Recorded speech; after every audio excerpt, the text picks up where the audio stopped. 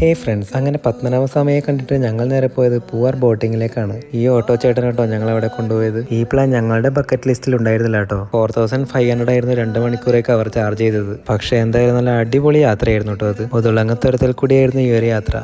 എന്താ രസം, എന്താ ഒരു ഭംഗി എൻ്റെ കീർത്തുട്ടിയെ കാണാൻ.